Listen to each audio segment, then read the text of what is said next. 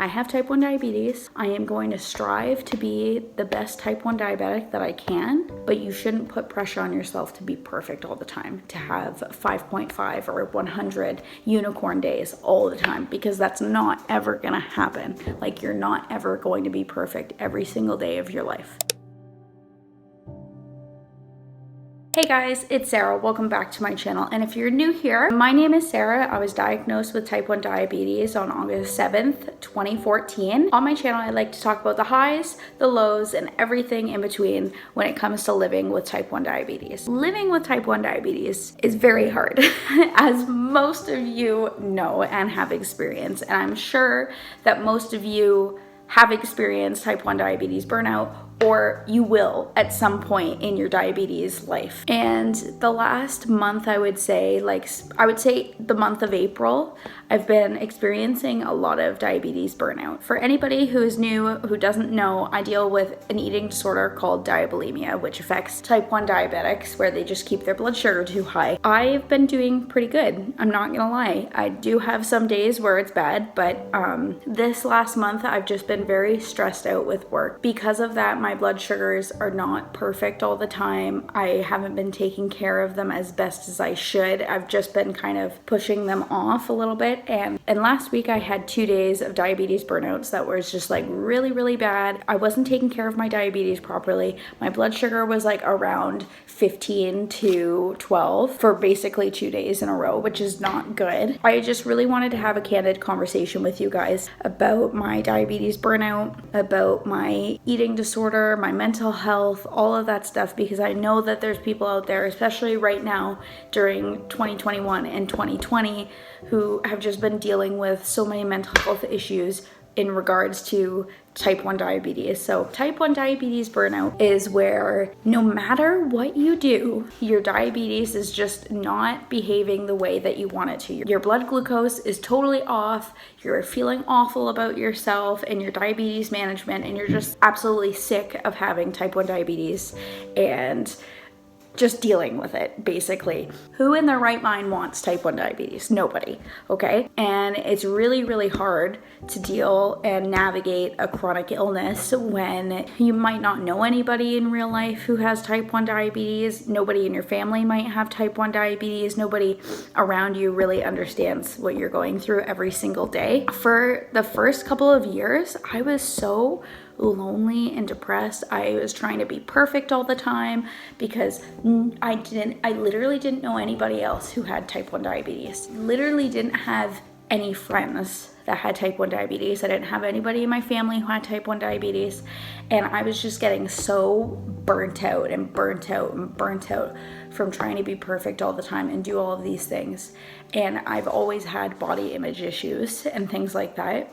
So the diabetes burnout started to play into an eating disorder, which developed into diabulimia, and then it got really, really bad. And again, if you want to go and check out my diabulimia video, I'll link it right up here. I have started to kind of slip back into those old habits, which is not good at all. I had a really open and honest conversation with my boyfriend, because he follows me on my Dexcom app, and he's like, hey, why are your blood glucose levels so high right now? Why are you lying to me? We just had to have a really open and honest conversation about me. And I just actually got off the phone with my diabetes clinic because I needed to make an appointment just because of the pandemic and everything, and then me living in a different city. And then I felt like, oh, well, I don't need to go and make an appointment. I don't need to go and do that. But that's what's contributed to my diabetes burnout, because I haven't had that support system, that proper support system. And because I have a mental illness, me lying and falling into those kind of habits that I had, and that I still have sometimes, I didn't realize that having bad days and not taking your insulin, or not taking proper care of your diabetes for 3 or 4 days, is not good, and that I should probably talk to somebody about that. And my boyfriend kind of made me realize that. And yes, it was a really, really hard conversation that I had to have with him, but I feel better for it. And it's made the two of us stronger, our relationship stronger. I've been reflecting over the past 2 days since I've had this conversation with him about how I'm sure that there's other people out there who are experiencing diabetes burnout and mental health issues, especially like during 2021 and 2020. I just wanted to kind of give you guys some advice on things that you should do if you're experiencing diabetes burnout, mental health issues when it comes to type 1 diabetes, because it is really, really important that you have a place to go and not feel alone, because I felt alone for so many years of my life when it came to my type 1 diabetes. Very first thing, it's really important that you talk to somebody that you trust, whether that is a boyfriend, a parent, a friend, a grandparent, a doctor, a professional, anybody like that. It's really important that you talk to somebody you trust, because if you don't and you just keep letting your diabetes burnout win, essentially, you've just given all that power to your diabetes and to your diabetes burnout. You have no power at that point. You're just like, oh, well, this is the way that it is. I don't care about my diabetes and all of this stuff, when it's really important that you talk to somebody about it. Number 2, you need to just take small steps at the beginning if you're feeling really overwhelmed. Very first step, just check your blood glucose. It's super, super important. Even if you don't like it, you're gonna have diabetes for the foreseeable future, unless they come up with a cure for it. It's important. It's part of your health. If you don't take care of it, then you're not taking care of your health, which means that you're not ever gonna run at 100%. It's really important that you just take those small steps at the beginning. Instead of trying to go 35 miles an hour from 0, it's always best to go at a walking pace. So it's really important that you're taking your blood glucose, taking your insulin every meal, all of that. Like, that's really, really important. The third thing that I wanna talk about is knowing that you can't be perfect all the time. Yes, there's people online that show that their A1C is like 5.5 and that their blood glucose is like 5.6 all the time. They are in shape and that they, are exercising all the time and they're doing this and they're drinking all their water and they're really taking care of themselves and everything like that. Everything that you see online is curated. I just want to put that out there. Okay, so anybody that you see online who may be like a diabetes Instagram person or a diabetes YouTube channel like me, like, there's things that you don't know that are going on behind the scenes. So it's really, really important to take whatever you see on the internet with a grain of salt. If you're getting triggered by seeing people online, then to unfollow them or to block them or mute them or whatever you need to do, or take social media detox days, which is one of the reasons why I don't actually have Instagram on my phone anymore, is because I was finding it really toxic to be on there all the time.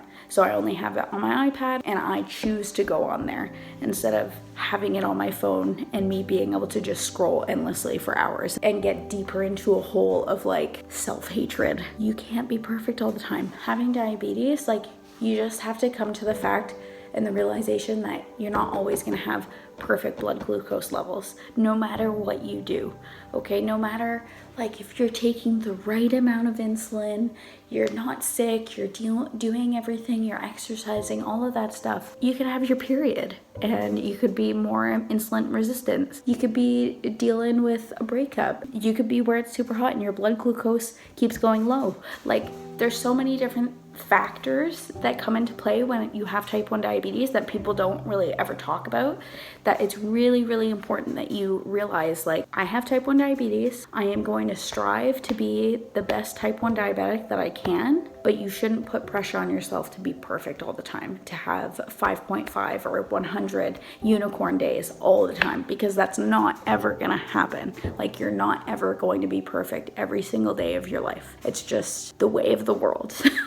The way of type 1 diabetes. So I just want to put that out there. And then the very last thing that I think is the most important when it comes to like the mental health aspect of having diabetes burnout is to really take time for yourself. Do things that you absolutely love that don't really relate to type 1 diabetes. So like for me, I love going for walks with my dog. I just love being out in nature. It makes me so happy. I could spend hours outside. And yes, we're in a pandemic and some places you might not be able to leave the house or things like that. So you need to find things that you can do within your home or in your backyard, or if you're able to go, then go and do things that you love. If you really love exercising, see how you can do like an online virtual exercise class, or if you love meditating and yoga, then why don't you get up at sunrise? Yes, it sucks to get up super early sometimes, but when you get up, and you have that cup of coffee or a cup of tea and you're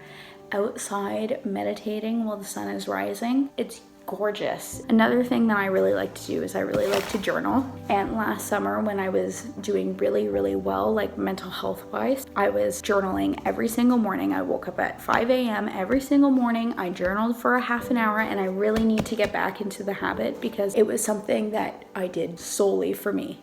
Nobody else convinced me to do it. I wanted to do it. It was something that I really liked, and it's something that I still really love. So I think that doing something like this, or reading a book, or if you've got like a Bible or some sort of other spiritual thing that you like to do, like if you're like my sister, she's Wiccan, like if there's something that you like to do that is important to your like spiritual growth and journey and everything like that, then you need to take the time in the morning or at nighttime or whenever you have time to do it, to really focus on yourself, because internal spiritual healing is such a huge thing. And then one of the other things that I've been dealing with, where I'm living, we're not able to go out really and do things unless you're working.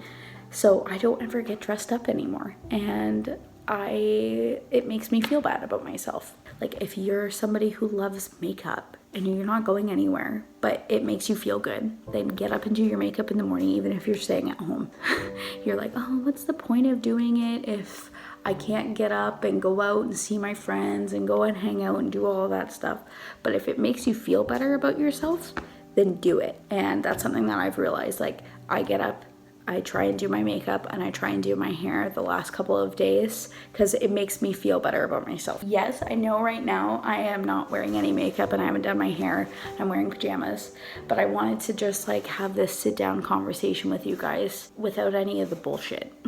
Okay, I just wanted to talk to you guys totally from the heart, very candidly. So I hope that this helped somebody out there, but I really hope that you guys enjoyed this video, you found it helpful at all, anything like that, because I know personally, being somebody that spent years dealing with diabetes burnout by themselves and has spent multiple times in and out of recovery dealing with diabetes burnout, that it's really important that we talk about this and that you know that you are not alone. So for any of the new diabetics out there, you are not alone experiencing or like hating your type 1 diabetes, okay? It's normal to hate having type 1 diabetes. So I just really wanted to talk about that with you guys and kind of update you on where I'm at mentally right now. And I really hope that if there's anybody else out there struggling, especially because of the pandemic, like just know you're not alone. And I want everybody to be super nice in the comments. I just want to say thank you to everybody who supported me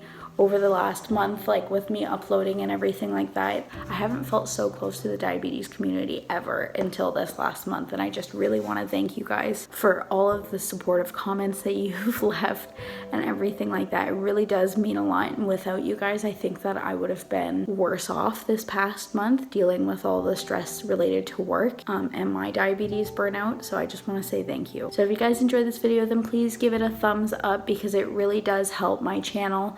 It really helps people find my content, and I know that there's people out there that need to see this video especially. Just leave a comment down below, like what you're struggling with, what's your best way of dealing with diabetes burnout, things like that. And I'll see you guys in my next video. Bye.